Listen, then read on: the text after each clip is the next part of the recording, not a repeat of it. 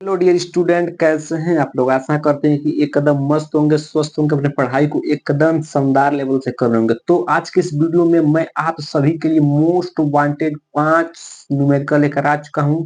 आप सभी जानते हैं कि आपका जो साइंस का पेपर है 4 मार्च को है, और आपने कहा कि सर साइंस में मोस्ट इंपोर्टेंट न्यूमेरिकल करा दीजिए। तो मैं आपके ही डिमांड पर 5 very very most important numerical लाया हूँ, जो पिछले साल भर भर के पूछे गए हैं। यदि आप साइंस के एग्जाम में 95% स्कोर करना चाहते हैं तो आपके लिए वीडियो बहुत ज्यादा हेल्पफुल होने वाला है। तो इस वीडियो को पूरा अंत तक देखिएगा और पूरा ध्यान से पूरा देखिएगा कि मैं एक न्यूमेरिकल कैसे सॉल्व कर रहा हूँ। यदि अभी तक आपने एक भी न्यूमेरिकल सॉल्व नहीं किया है, यदि आपको न्यूमेरिकल थोड़ा भी नहीं आता है, तो इस वीडियो को आपने अंत तक देख लिया तो आज के बाद से आपको न्यूमेरिकल कोई भी दिक्कत नहीं होगा। ये मेरा गारंटी है, 100% ही आप न्यूमेरिकल लगाना इस वीडियो में सीख जाएंगे। कैसे एग्जाम में लिखना है, यदि आपको न्यूमेरिकल नहीं भी आता है तो आप कैसे लिखेंगे ताकि आपको एग्जाम में पूरा नंबर दे दे। ठीक है, तो आज की वीडियो में पूरा अंत तक बने रहिएगा, एक एक प्रश्न को ध्यान से समझिएगा। बस इस 5 न्यूमेरिकल को आपने कर लिया, बाकी आपको कोई भी न्यूमेरिकल पढ़ने की आवश्यकता नहीं होगी। ठीक है, तो चलिए वीडियो को स्टार्ट करते हैं। वीडियो को स्टार्ट करने से पहले यदि आप हमारे चैनल पहली बार आए हैं तो चैनल को सब्सक्राइब कीजिएगा, वीडियो को लाइक और एक प्यारा सा कमेंट जरूर करना। बाबू, एक एक प्रश्न को लिखने में बहुत ज्यादा मेहनत लगता है, तो आपको इस मेहनत को कुछ नहीं करना, बस एक प्यारा सा सब्सक्राइब करना है, कमेंट और लाइक जरूर करना है। ठीक है, तो सबसे पहला प्रश्न क्या है। सबसे पहला प्रश्न आप देख सकते हैं, मोस्ट इंपोर्टेंट मैंने ऑलरेडी लिया है। मोस्ट इंपोर्टेंट प्रश्न है 2024, 2023 और 2022 में प्रश्न पूछा गया। ठीक है, कह रहा है कि 15 सेंटीमीटर फोकस दूरी वाले अवतल दर्पण, कौन दर्पण है वो, अवतल दर्पण के सामने 30 सेंटीमीटर की दूरी पर 2 सेंटीमीटर लंबाई की एक वस्तु रखी है।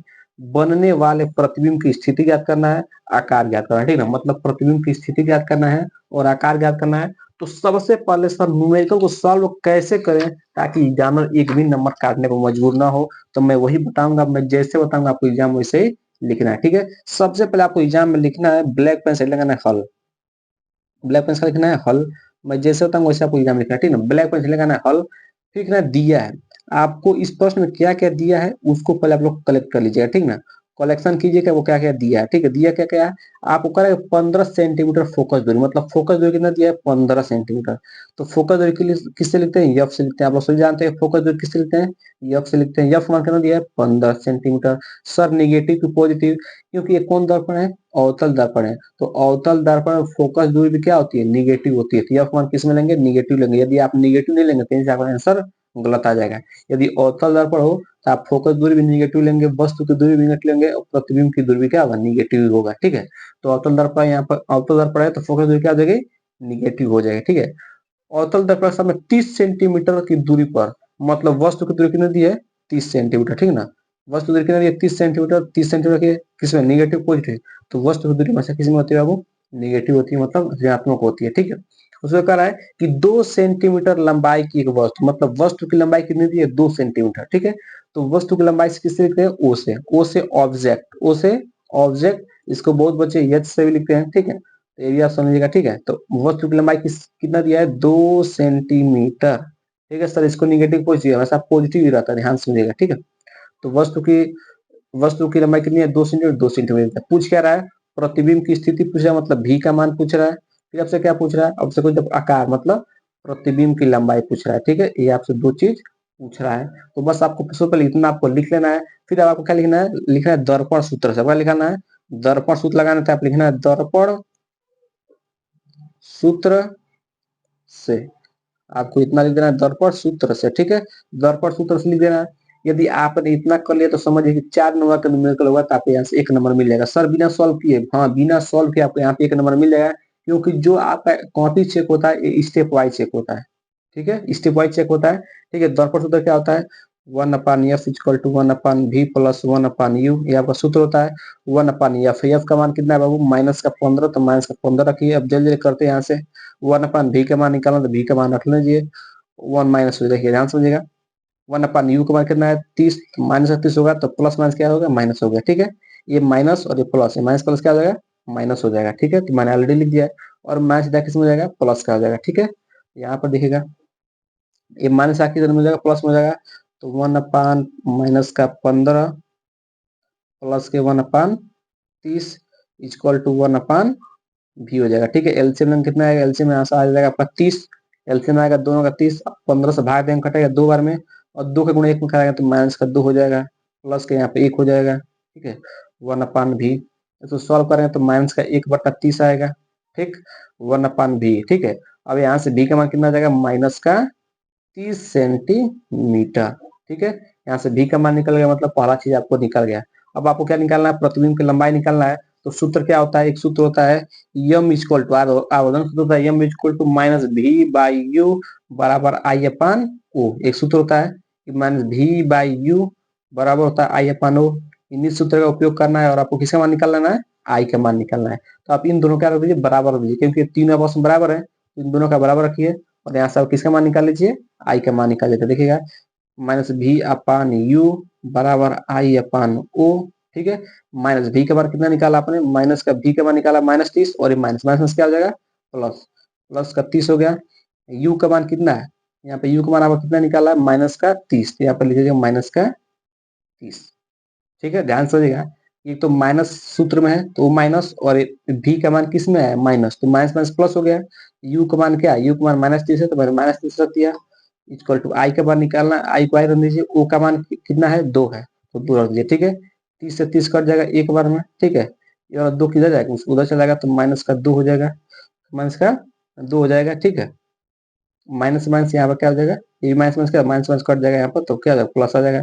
तो आई का मान क्या जाएगा, 2 सेंटीमीटर, ठीक है। यहाँ पर क्या हो गया, प्रतिबिंब की लंबाई आ गई, ठीक है।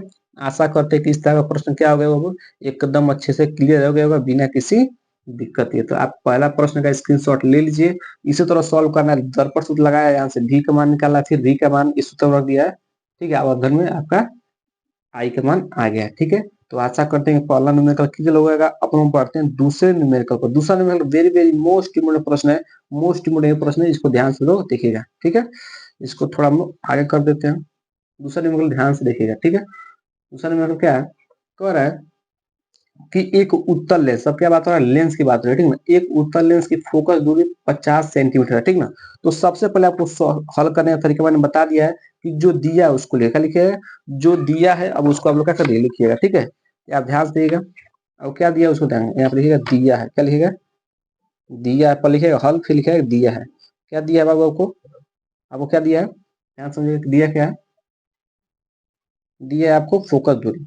अब फोकस दूरी लिख सकते हैं, एफ से लिखते हैं, ठीक है। लेकिन कौन लेंस है, उत्तल लेंस है, कौन लेंस है, उत्तल लेंस है। तो उत्तल लेंस में फोकस दूरी क्या होती है, धनात्मक होती है, तो क्या हो जाएगा, प्लस का 50 सेमी हो जाएगा, ठीक है। यहाँ पर यहाँ तक कोई दिक्कत नहीं होनी चाहिए, ठीक है। अब दोनों बढ़ते हैं, इसके आगे प्रश्न पढ़ते हैं। कह रहा है इस वस्तु के प्रतिबिंब की स्थिति बताइए, मतलब प्रतिबिंब की स्थिति बताना मतलब v का मान बताना है, ठीक ना।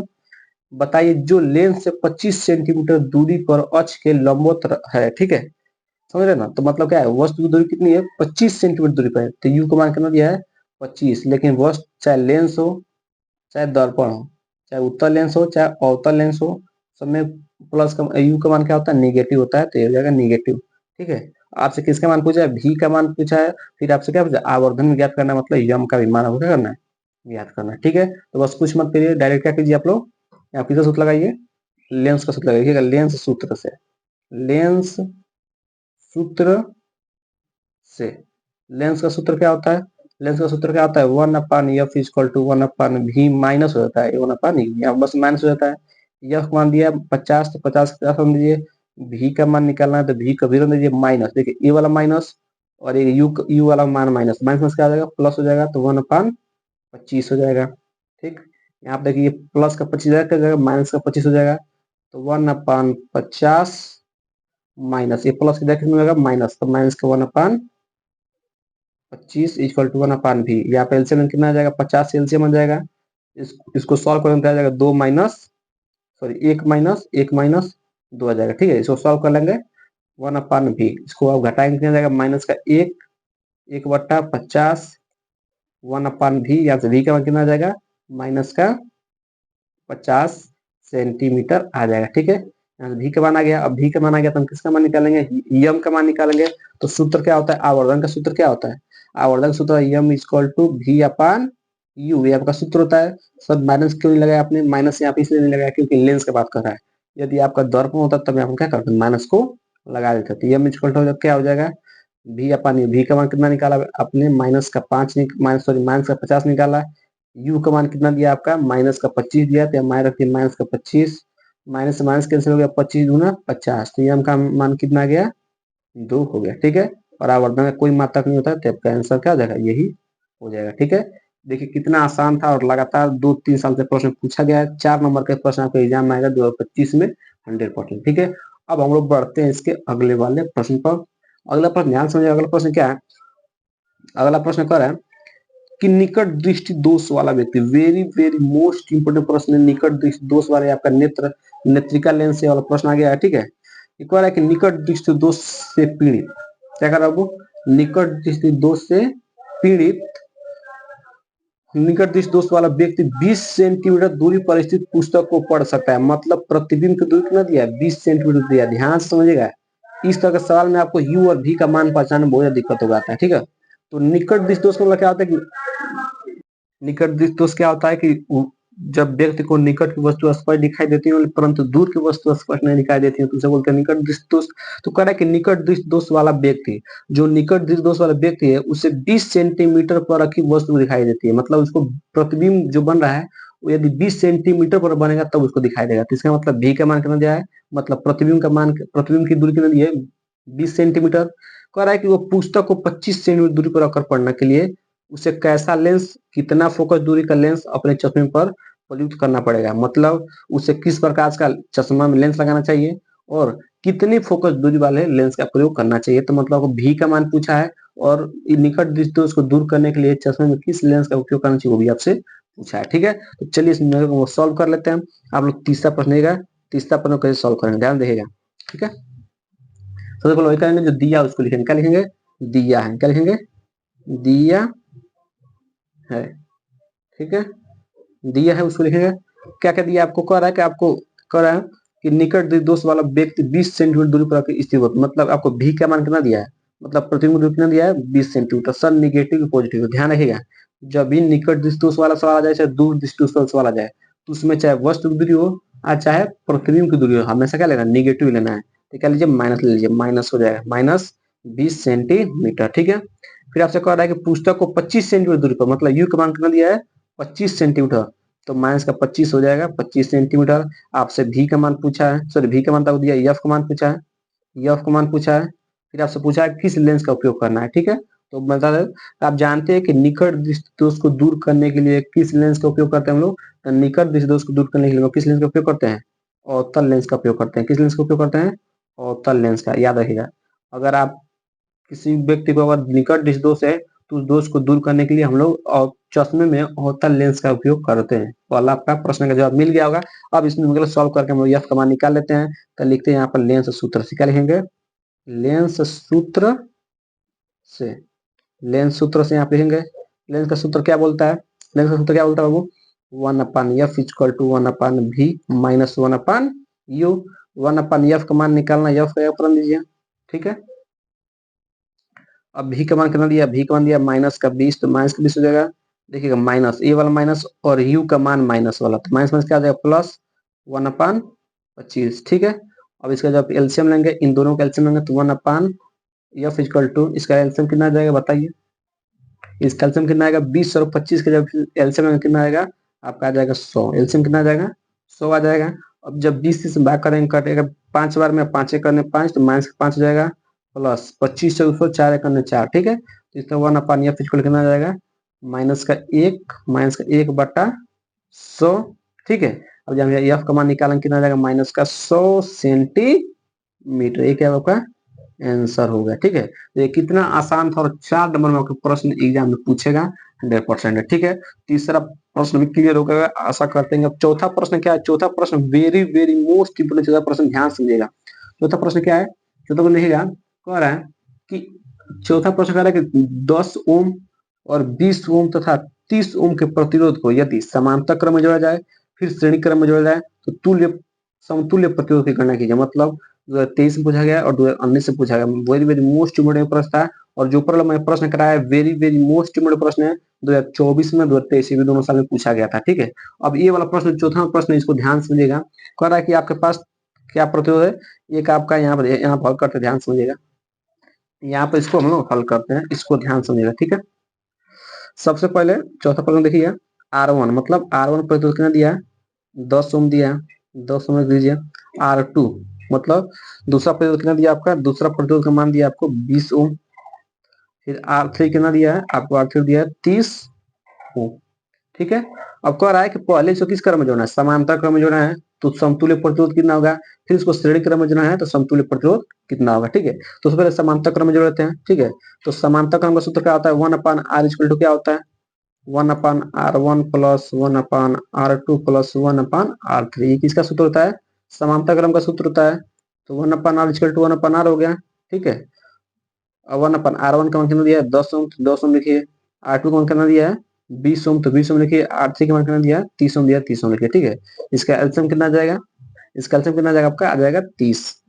इसका एल्सियम कितना आ जाएगा 30, जब 10 20 और 30 का एल्सियम लेंगे तो कितना आ जाएगा आपका 30 आ जाएगा। ठीक है, अब देखिए 10 तिया 30, 3 का 3, सॉरी 30 नहीं आएगा, सॉरी कितना आएगा 60 है, कितना आएगा 60 है। इसका एल्सियम कितना आएगा, इसका एल्सियम आपका 60 आ जाएगा, कितना आ जाएगा 60। ठीक है, इसका जब 10 और 20 और 30 का एलसीएम लेंगे कितना जाएगा 60 आ जाएगा। ठीक है, अब 10 से जब इसको भाग करेंगे कटेगा 6 बार में, 6 का 6, 20 तिहाई 30, 3 का 3 हो जाएगा, 30 दूना 60, 2 बार में 2 का 2 हो जाएगा, 6 3 9 और 9 2 11। ठीक है, तो 1/r इक्वल टू क्या जाएगा, 1/r इक्वल टू हो जाएगा 11/60।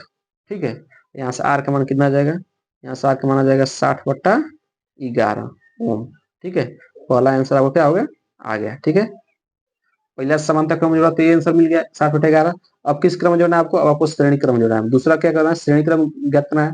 तो श्रेणी का सूत्र क्या होता है, R equal to R1 plus R2 plus R3। ये किसका सूत्र होता है, श्रेणी क्रम का सूत्र होता है। तो R इक्वल टू क्या जाएगा, R1 का मान दिया है 10, R2 का मान 20 और R3 का मान कितना दिया है 30 दिया है। इसको जोड़ दिया तो 30 20 10 30 30 30 60, ये हो जाएगा 60 ओम। ठीक है, ये क्या हो जाएगा, ये आपका आंसर हो जाएगा। ठीक है, आशा करते हैं कि चौथा प्रश्न एकदम अच्छे से क्लियर हो गया होगा। अब हम लोग चलते हैं आखिरी प्रश्न पर। आखिरी प्रश्न क्या दिया, आखिरी प्रश्न वेरी वेरी मोस्ट इंपोर्टेंट प्रश्न है और 2024 में 2023 में 2 साल में पूछा गया प्रश्न, ध्यान रखिएगा। और कि 500 वाट का एक रेफ्रिजरेटर है, ठीक ना, 500 वाट का एक रेफ्रिजरेटर है जो 12 घंटे प्रतिदिन उपयोग में लाया जाता है। तो रेफ्रिजरेटर द्वारा 30 दिन तक कितनी किलोवाट घंटा ऊर्जा का प्रयोग किया जाता है। वेरी वेरी मोस्ट इंपोर्टेंट प्रश्न है। इसका सूत्र होता है किलोवाट घंटा। सूत्र क्या होता है, किलोवाट घंटा को हम लोग यूनिट लिखते हैं। किलोवाट घंटा बोले चाहे यूनिट बोले, दोनों क्या होता है, सेम होता है, ठीक ना।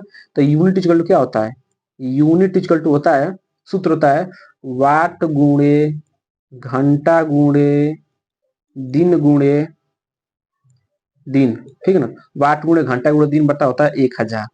ठीक है, ये क्या होता है, सूत्र होता है। जब भी इस तरह का सवाल मिल जाए, ठीक है, इस तरह जब आपको सवाल मिल जाए तो सूत्र लगाना है वाट गुणे घंटा गुणे दिन गुणे बटा 1000। ठीक है, ये हो गया। अब देखिए आपको प्रश्न दिया क्या क्या उसको ध्यान से हल लिखते हैं।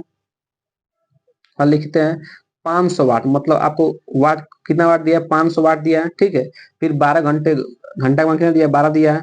ठीक है, और दिन कितना दिन यूज किया था, 30 दिन यूज किया था। तो यहाँ 30 रखिएगा, सॉल्व कीजिएगा आंसर आप आ जाएगा। तो वाट कितना वाट दिया है, 500 वाट दिया है। घंटा कितना दिया है, 12 घंटा दिया है। दिन कितना दिया है, 30 दिन दिया है, 30 का 30 बट्टा क्या लिख देंगे 1000। ठीक है, अब काट दीजिए, एक जीरो से एक जीरो गया, फिर एक जीरो से एक जीरो गया। ठीक है, 10 पच्चे 50 और 12 पच्चे 60, 12 पच्चे 60, 60 गुणे 3 कितना आ जाएगा, 3 छक्के 18, 180 कितना आ जाएगा, 180 किलोवाट घंटा। 180 किलोवाट घंटे ही क्या आपका हो जाएगा, ये आपका आंसर हो जाएगा। ठीक है, सूत्र क्या रहेगा कि यूनिट बराबर होता है, यूनिट बराबर क्या होता है, वाट गुणे घंटा गुणे दिन बटा 1000। वाट का मान दिया था 500 वाट, घंटा का मान दिया था 12 और दिन कितना दिन यूज हो रहा है, 30 दिन यूज हो रहा है। तो 30 दिन में रखा, सॉल्व किया, आपका आंसर यहाँ से आ गया। 180 किलोवाट घंटा आपसे इसी में पूछा था। ठीक है, तो आशा करते हैं कि पांचों न्यूमेरिकल एकदम अच्छे से क्लियर हो गए होंगे बाबू। वेरी वेरी मोस्ट इंपोर्टेंट प्रश्न है और लगातार सब पीछे साल में पूछे गए हैं और बार बार पूछे गए हैं। ठीक है, तो इन सभी प्रश्नों को आपको क्या करना है, एक बार खुद से निकाल लेना है। एक प्रश्न का स्क्रीनशॉट ले लीजिए। वीडियो कैसा लगा कमेंट बॉक्स में जरूर बताइए।